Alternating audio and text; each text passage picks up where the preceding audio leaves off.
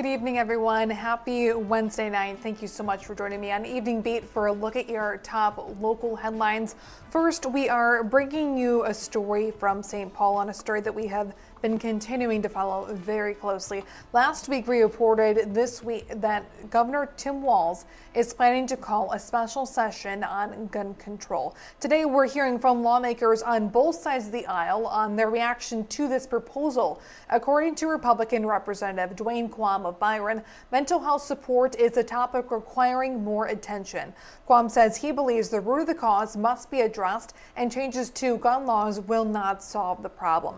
On the other hand, on the other side of the aisle, DFL Representative Tina Liebling of Rochester says a restriction for what she calls weapons of war is needed. She argues most people with mental health challenges are not violent or dangerous. Liebling says gun control should not be a partisan topic. The safety of Minnesota families is a priority. Quam, however, says a study is needed on whether other states have adopted any similar laws and whether it worked or failed. Now, this comes on the heels of a vice presidential visit by J.D. Vance. Today, he stopped in Minneapolis to pay condolences and respects to the families of victims and survivors of the Annunciation Church shooting in Minneapolis. Our next story today out of Storeville, a third area school district finding mold problems in classrooms. Storeville Public Schools superintendent reporting several cleaning efforts are underway out of an abundance of caution. Superintendent Blenda Selfor says mold was found at the Central Education Building. A comprehensive assessment found 6 out of 9 classrooms have no airborne concerns. In 3 classrooms, however, spores commonly found in homes were found. Selfor said the spores do not pose a health risk, and several avenues of cleaning efforts are underway, like wiping down surfaces and HEPA vacuuming. Wabasha, Kellogg, and PM school districts are also in the process of mold remediation, and we are still waiting to hear back on when Wabasha Kellogg classes will return.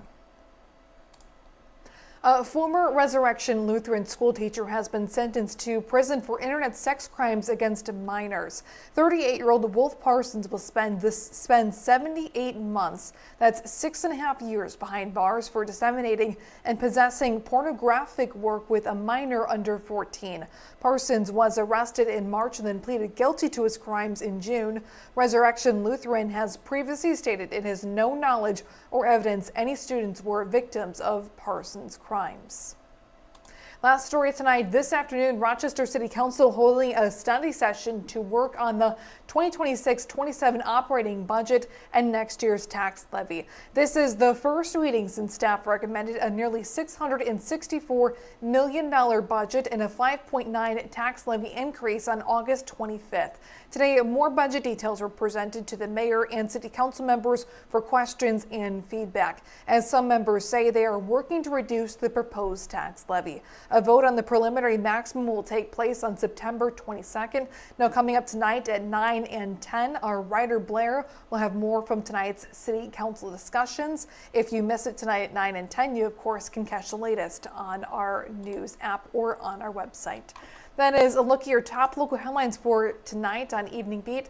Thank you so much for joining me. I'll see you back here tomorrow night at 7.